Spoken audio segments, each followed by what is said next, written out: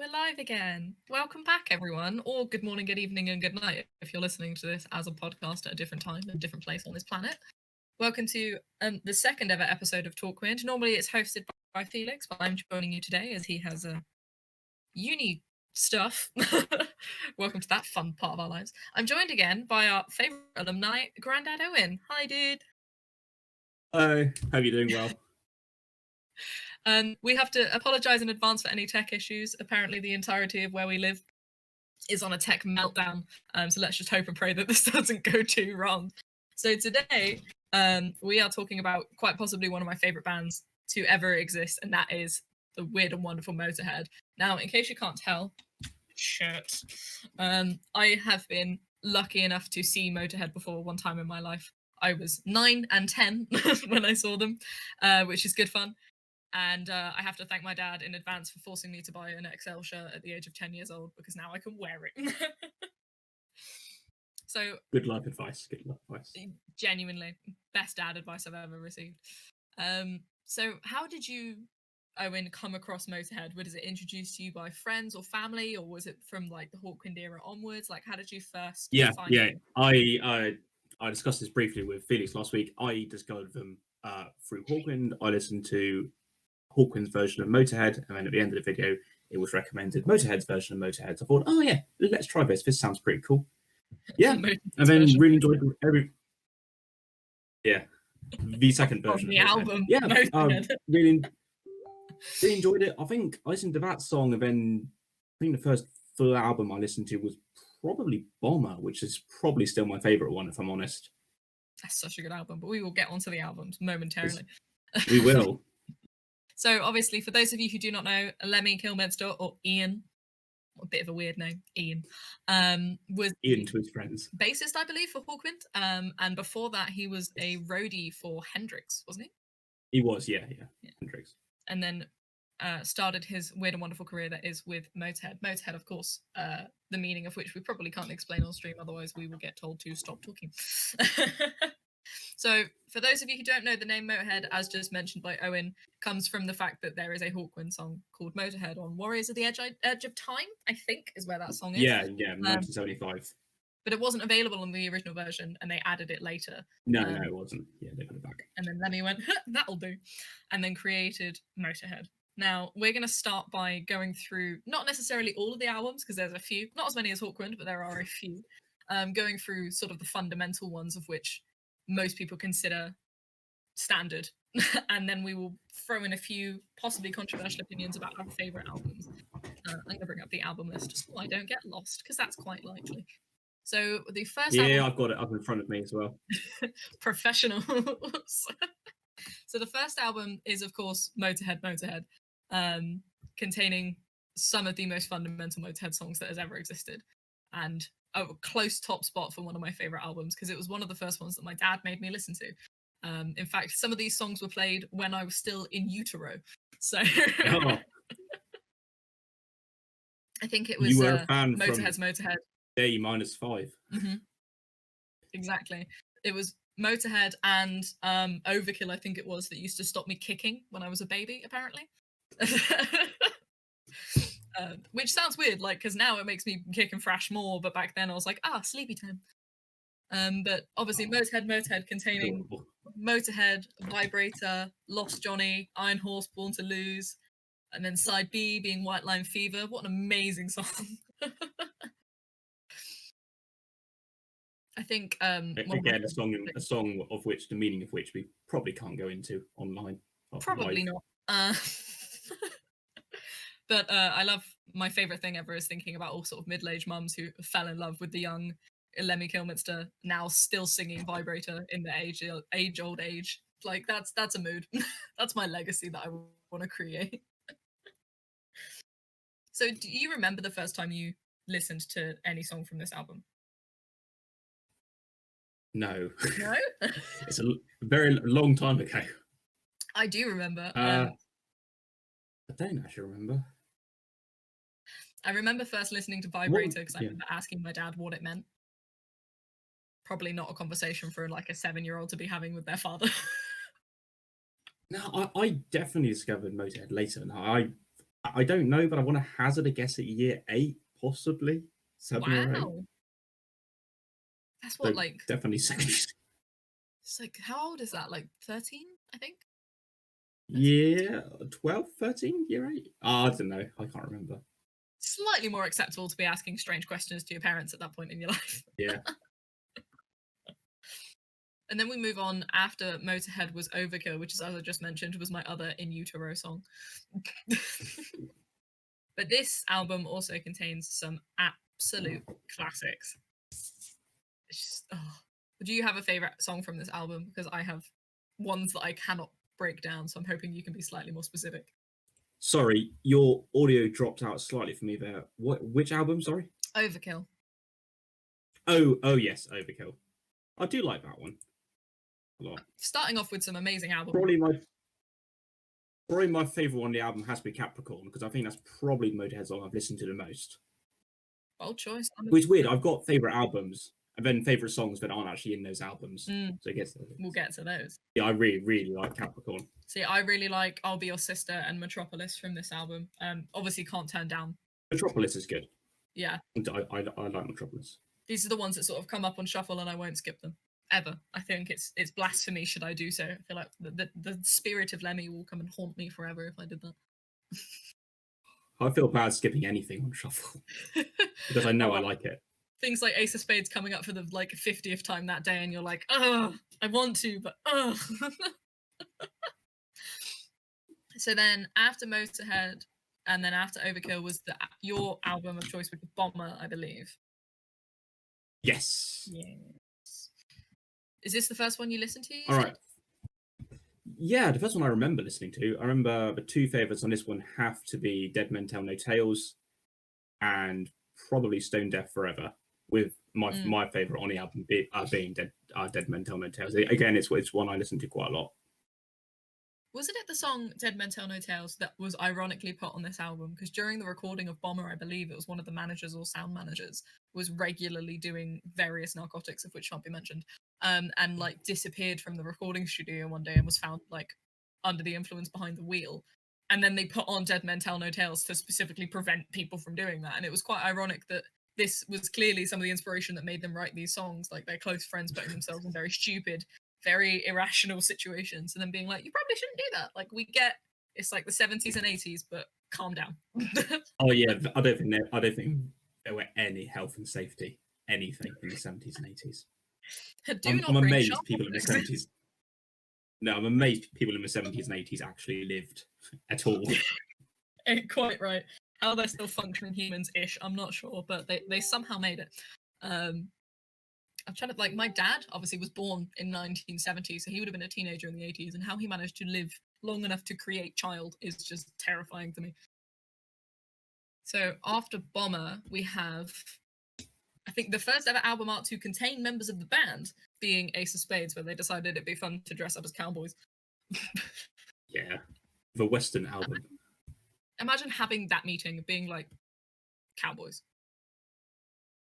Sitting in a boardroom. How do we make this one more independent and more unique? I know, let's dress up. It's very Lemmy, especially his fashion choices back in the day.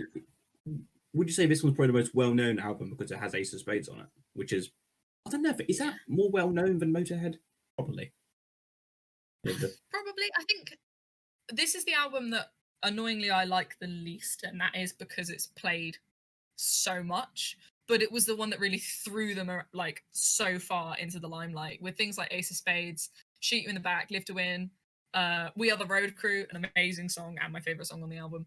And then things like Jailbait, Bite the Bullet, and The Chase is Better Than the Catch, of which has been remixed and redone about 3 different times now.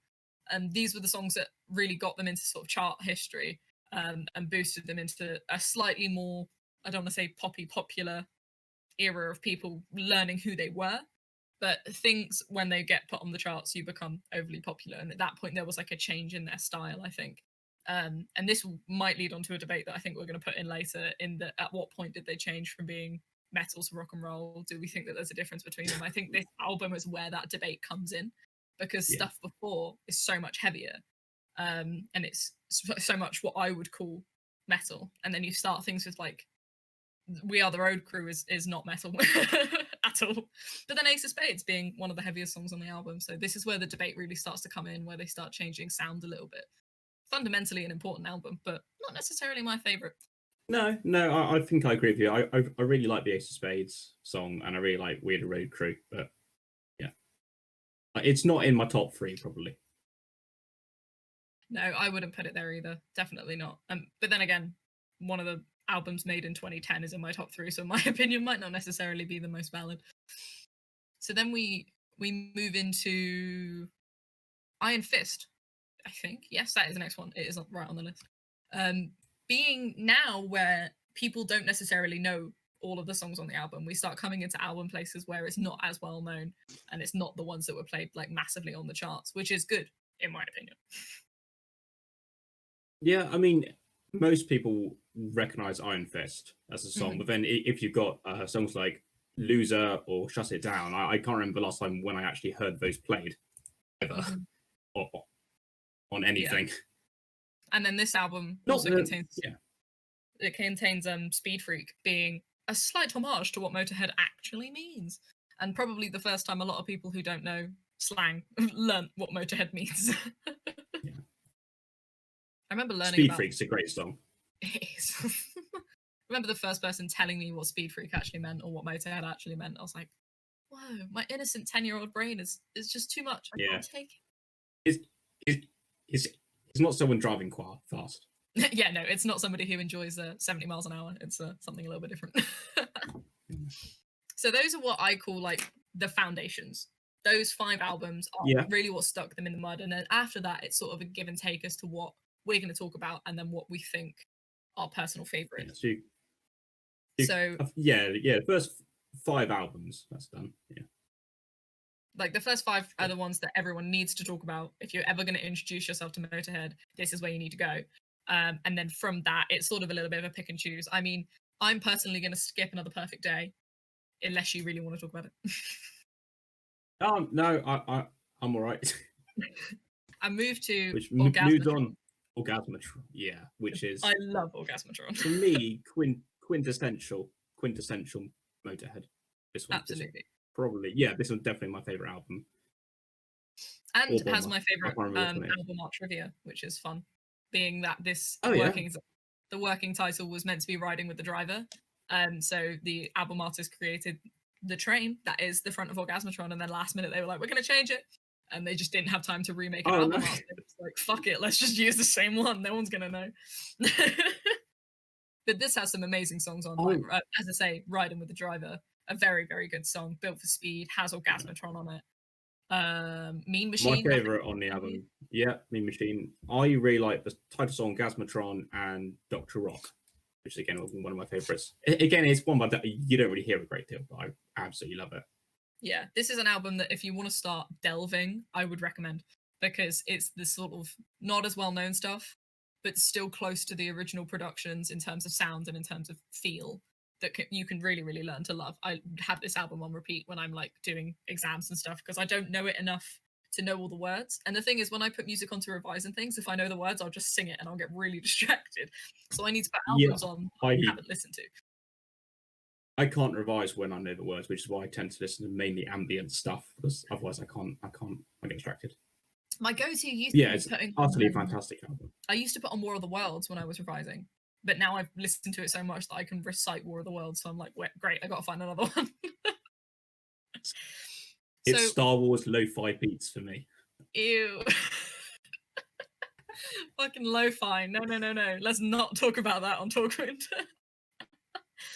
So there are like a couple other albums that I'd like to talk about. Is there any ones that you're drawn to past those that you really like? I really like 1916, if I'm honest. It's a great album. Mainly for the title song, because it's just so different. And it's far more of it's essentially a ballad. Exactly. It's just, if you've done, World War I at school, you've looked at poetry by a Wilfred Owen, Siegfried Sassoon. It's basically the exact same thing. And my dream, and I'm now in a position where I can do it, is to teach World War I through poetry and then compare it. That's amazing. To, war poetry. But it's such a great song. It is. But then the other great thing on the album is I really like No Voices in the Sky as well, and The One to Sing the Blues. See, I love 1916 because it was the first time that we ever heard a ballad version of Lemmy. It was like this weird, out of the dark sort of music production that we've never heard before. We've never heard Lemmy not with a lot of instruments in the background. We've always heard the noise, we've always heard the anger, the raucousness, and this time it was like completely mind-blowing, absolutely fundamentally changing. I'm going to come out of a slightly controversial opinion that has gained some traction lately, is the fact that he's kind of wasted in heavy metal and rock and roll when he should have been a blues singer, I think, from the start. Or at least not rock and roll, like things like the song "God Was Never on Your Side," which is sort of but again, ballady. That's ballady. Beautiful song with a lot of heart behind those words, and he was wasted in just shouting and with that metal rock and roll feel. Yeah, he was good at it. Is there other places he could really good? Absolutely. Yeah. Other songs he's got that more I really voice, more voice than you think. Exactly. He's not just the screamy overkill man. He's got something in there. He's got a lot of love. But petition to rename the screamy overkill man. Other two songs that I really like from this album: "Going to Brazil," funny as fuck, and Ramones, because of obviously a homage back to, didn't he roadie for the Ramones for a bit? Is that a fact that was incorrect in my head? Perhaps we can get the tech wizard to check that, because I've completely forgotten. Let me roadie for the Ramones. We'll get the tech wizard to do it so I don't suddenly randomly stall in the middle of this. But yes, amazing songs, and a great homage to Lemmy's more punk side, which we will speak about later. But Lemmy had this weird streak in him that absolutely loved punk music, which can come out a lot in the people that he inspired. But things like the Ramones, Sex Pistols, weird love there, and I'm a big fan. I knew that one. I thought he worked with the Ramones at some point. Thanks, tech wizard. Other albums that I really like in the discography, and again is going to be my hot take, is "The World Is Yours," which was written in 2010. Now, the reason 2010, the reason this is one of my favorites is because I was alive when it was written, and is the year it was released, the year that I went on this tour for the shirt that I'm wearing. It was their 35th anniversary tour, and then 2011 was when they started the tour for this album. But I saw when they were still singing songs from this album because it had been released, and it was on their 35th anniversary tour. So I hold a lot of memories and nostalgia within this album. And I remember standing at the merch stall, deciding between this shirt and a shirt that had the album cover on it, and standing there and just staring at them, being like, "Dad, can I have both?" And he was like, "That would be £70. No." I heard the dude. Because of course you've seen them live. That's amazing. I'm so jealous. And now, of course, all chance is gone. But exactly, I remember Lemmy dying and being absolutely heartbroken about it, and then this weird evil twinge in my eye was like, "Hey, I've seen him." Knowing full well that I get to have this conversation 10 years later and being like, yeah. But the world. Sorry, go for it. No. It's up to you. The World Is Yours contains some songs that I absolutely love. One of my favorite Motörhead songs is "Brotherhood of Man." Don't know why, just vibe with it a lot. Really like it. I don't think I've listened to that one. Listen to. I'm running it on my list. Write it down. Put it on your. I've literally written the word brotherhood on my piece of paper. People who like Motörhead and haven't listened to the new stuff still recommend it, because he still managed to. Even though. Yeah, sorry, go for it. I've heard. Which one have I listened to? I Know How to Die came on a few days ago on shuffle. It's such a good album, and he still manages to keep some of the original sounds. Admittingly, he was older, his voice was a little bit more hoarse, he was tiring out, because at this point, this is like the last decade of his life. But Lemmy can still fucking bring it, and I love this album so much, and I heard some of this album live, so fills me with a hell of a lot of nostalgia. I absolutely love it.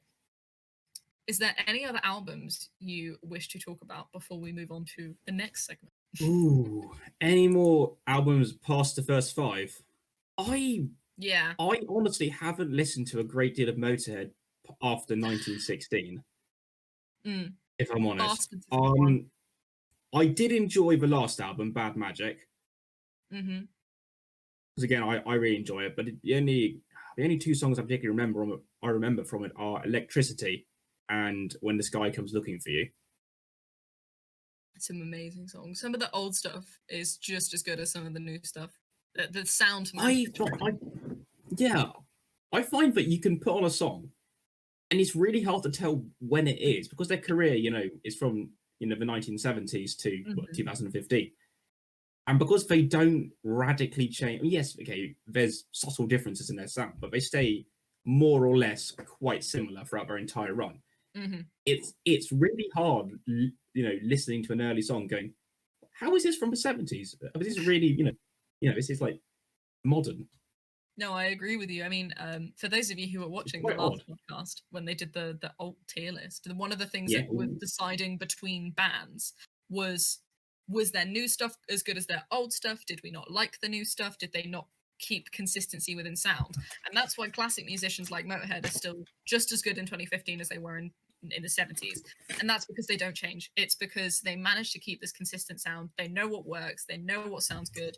And all they do is minor tweaks to just make it better and better each time. There's not a lot of variation. And some people might critique that. Some people might not like the fact that 15-ish albums sound the same. But there's so much to be done within the genre of rock and metal that you can stick at the same idea and just deviate so much while still keeping that consistent sound. And if it's not broke, I mean, if it ain't broke, don't fix it. Why change it? Exactly. There's so much you can do with like double bass drums and a guitar, and it's amazing the different sounds that you can make within that and still keep it metal. So I have some random facts and trivia, which tell me random facts. Random facts and trivia, which might sort of edit our 10-minute debate that we're going to have about whether this is heavy metal or if it's rock and roll. Some of these, for example, is the fact that Motörhead was actually in the SpongeBob movie. It was with Twisted Sister. It was. So Twisted Sisters was slightly more obvious because I'm a Goofy Goober is quite clearly a Twisted Sister song because they sing it. But when they go into it's like the Thug Tub or something, like the metal bar, there's a cover or like a redo of You Better Run. Yeah, and instead it's called You Better Swim, and it's just a Motörhead song playing in the background. And I was so annoyed that when I was a child and I watched this film, I didn't realise. And I love the fact that that's implementable. Like, there was clearly a generation of dads that had to go to the cinema to watch this movie with their kids and went, I figured you out. And they probably all look around at each other at the same moment. Yeah. There's like 4 or 5 dads in the cinema, like, huh? Other random facts being that Motörhead, in a very rock and roll fashion, have their own wine. It's called a Motörhead Shiraz, and I kind of want to get a bottle just for the memes. And that the song Motörhead is, though not by Motörhead originally, the only song ever in rock history to contain the word parallelogram. That's a fun one. That is. I'm trying to think of any other genre of song that has the word parallelogram in it. This is true. I think it probably has to be the only. Yeah, this is. It probably has to be the only. Sorry, go ahead.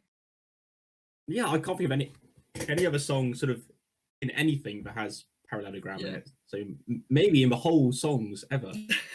I think this was true as of 2016. So if someone saw this fact in 2016 and went, "I'm gonna change that," I might now be wrong. But I think that's pretty cool. Imagine being the only band known for a really stupid word. Is that metal or is that just weird? Both. And of course, Motörhead, being this weird and wonderful character that they are, inspired so many bands, both during their career, after their career. Most notably being that the top 4, the big 4, Metallica, Slayer, Megadeth, Anthrax, all admit to being heavily inspired by Motörhead, and more specifically Lemmy's attitude towards music, which is just as important as the band and its music itself. And as I said earlier, a lot of punk bands were really inspired by Motörhead as well. Discharge, Venom, both saying that they followed a lot of Lemmy's teachings in terms of just do what you love and be good at it. And they are. After a quick Google today Onslaught, Wartane, Celtic Frost, Hellhammer, Abath, Primordial, Satricorn, Bathroy, Sex Pistols, Chuck Berry, and Girl School, to name a few, have all gone on record saying that they state that Lemmy and Motörhead are some of their biggest influences. And I think that's wholesome as fuck. I think Girl School it's amazing. It kind of gets lumped as the female version of Motörhead, but it is so good. It's so they good. are amazing. Yeah. Oh, Girl School. They're on my list of also bands I want to Motörhead. see. So good. And I remember like being this literal 9-year-old girl going to a Motörhead concert and seeing a band full of women. Now that's inspirational. You want to talk about influential women, you got to talk about metal artists who are female. Positive represent. Wow. And you have to throw Doro in there because I love Doro. Absolutely. I missed out on the chance to go and see Doro, and I am very pissed off about it. That's terrible. I know. My dad flexes about it all the time. So we're going to end on sort of shortish 10-minute debate on, do we think that Motörhead is rock and roll because they are Motörhead and they play rock and roll, to quote, or do we think that they were one of the starts of British heavy metal? What do you think? I'm curious. I think they're rock and roll, but now they're sort of viewed as heavy metal. Mm. And because they're viewed as heavy metal, does that sort of make them heavy metal? Yeah, it depends on like if you believe perception is the thing that changes them or if you believe it's what they produce. And this is the philosophy. This is the philosophy. Finally, my degree is worth something. But even though Lemmy at the beginning of every set will say we are Motörhead and we play rock and roll, I don't think they are rock and roll. The same in the way that Black Sabbath at the beginning of their days considered themselves rock and roll. They were the start of British heavy metal. Judas Priest was considered rock and roll at the beginning of their days, but they were the start of British heavy metal. I think there's a lot to be said about who you influence and what's created from influence, because if heavy metal births heavy metal... Yeah, it's kind of... I want to say it's rock and roll, but it's just sped up, if that makes sense. I think if you slowed it down and you toned down some of the, let's say, the noise, essentially, you would get a more of a hard rock vibe. But I think if you just speed it up, you sort of end up with, thrash metal, which is sort of where a lot of the bands of influence. If you look at Anthrax or Metallica, for example, what they play is thrash metal. And they're, stated, heavily influenced by things like I don't know, it's hard. And as I say, this comes again from a difference in opinion in their progression of albums as well. Because if you just showed me things like Motörhead and Overkill, I'd say they were quite heavy rock and roll. I wouldn't put them in that metal category necessarily. But the way that their sound progresses minutely, as we've already stated, that they kind of got it right the first time, the way that their sound progresses means that they did evolve into this heavy metal. And I define heavy metal by shit tons of bass, and I mean shit tons, the way that your audience reacts to your music and the message that you try and get out there. Rock and roll is very much like, we're here to have a good time, and heavy metal is like, we're here to blow out your eardrums, get used to it. And that's sort of the vibe that they started to inherit. Like, Motörhead were famous for the fact that if you went to their shows, you would not be able to hear for 2 days afterwards. That was the given. It was going to happen. And that is not held by rock and roll artists. Like, no. In mind. I think rock and roll is very much you can chill out and listen to them in a pub, whereas heavy metal, you got to get off your feet and start hitting into people. You know what I mean? I mean, we put on Motörhead in the pub, and we chill out. Yeah. I mean that in terms of like, if you were sat at a bar, you would expect to be hearing something with drums, something with an electric guitar in the background, and a little bit of fun singing. You wouldn't expect to be shouted at and sung at about vibrators and Nazi Germany and things like that. Like, these are themes that you don't find in sort of traditional, very slow rock and roll. And I love rock and roll. Like, it's part of the reason that I made the Ram Society, because I love it. But there are times and places. And I don't think, personally, that you find Motörhead in those times and places. I think that while they thought of themselves as rock and roll, and rightly so, they birthed something completely different. Yeah, I would agree with that. I think I added in, I can't remember where I read it. I don't think Lemmy actually liked a lot of heavy metal bands. Yeah. As I say, because he was a big fan of punk music. Yeah, so he'd go home and probably listen to the Ramones or the Sex Pistols, not, Anthrax. Yeah. It's the same. It's the same with quite a lot of these, particularly these old bands. You know, they don't listen to the genres that they've spawned. The only exception I can think of is Bill Ward from Black Sabbath, who has said that he really likes heavy metal. I don't blame Whereas them. the others, They do go home from work and whereas the others work. don't. You know, I think you don't want to go home and listen to a copycat. yeah, exactly. Like if you're producing something special, you don't want to feel like you're not special. No. But again, the people that were birthed from love of Motorhead include some of the heaviest bands to date, including the Big Four. So to say that there wasn't at least elements of heavy metal within Oh, Motorhead yeah, would be a farce. definitely. I think if we Probably were the to speed try and factor. yeah, no, as in the type of no, god, that could come out wrong. Anyway, um, but I think if we were to try and play devil's advocate about it, could call it very heavy rock and roll to sort of chill in the middle, because I'd understand that themes Yeah, won't necessarily. I think you can argue that it isn't rock and roll. I think you'd be hard pressed to argue that it isn't metal. It isn't heavy metal. Mm-hmm. Coming from that angle, coming back. They're sort of in a weird sort of middle ground. Venn diagram. Can't really decide. Should have been alive for a few more years to make that decision. Oh yeah, but you know, so many bands you could say that. Absolutely. I wish Dio was still around. Don't. I had tickets to see Dio and he died. I have never been more angry. I had tickets to go see him. The tickets were cancelled because he went into hospital with stomach cancer and he died. Have you still got them? Have you still got like your little somewhere? I think they're in the house with my dad. Somewhere in existence, they exist. I've lost my tickets. I put them inside a book for safekeeping when I moved, and I can't remember which book it is. I have them all framed. So they're like flat packed in some history book somewhere. I have them at home. They're all in their own little frames, and there's one which is my first one, and you can see like the fading of color as you go up the frame. But in the top left of this frame is 2 tickets sat next to each other, both for the Bristol Colston Hall, and they're both for Motorhead, and they are fucking awesome. I have never been more proud in my life. Especially because one of them was the 35th anniversary, which was funny. I think to end on a legacy note is to discuss what still exists of them in terms of mainly Phil Campbell, and how we still exist as big lovers of Motorhead and how we are still trying to encourage people to listen to them because I will never let them die. Yes. So to begin, Phil Campbell and the Bastard Sons are really good. Yes, they are. Absolutely. And they play... yeah. Go for it. They do. I saw them when I went to see Talkwind. They opened for them. They played We Are the Road Crew and Silver Machine. There was another one. They did play Silver Machine. Good. And they played, I want to say Ace of Spades, but I don't remember if they did or not. I don't think they did now I think of it. But yeah, they were really good.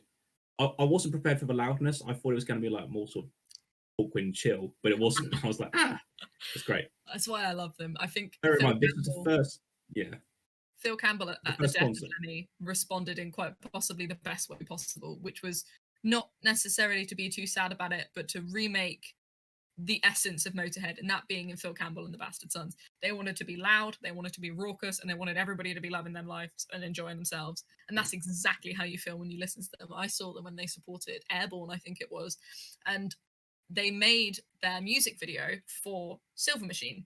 Now, I am in it. It's very hard to spot me, but I am in it.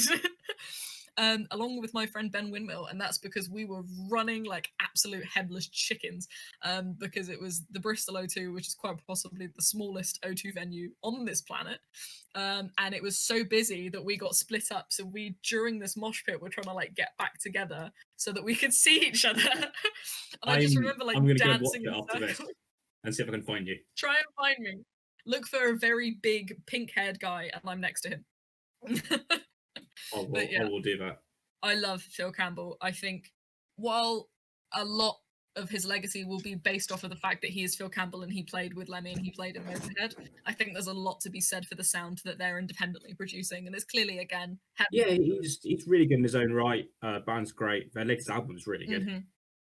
I love them, and I think they are good at keeping the legacy alive of Motorhead, and that's what I sort of strive to do within this society, and hopefully within where you are now in your own special society, is to remind this generation that he might have died in our lifetimes, but that doesn't mean that the love of his music has to die within our lifetimes. Not at all.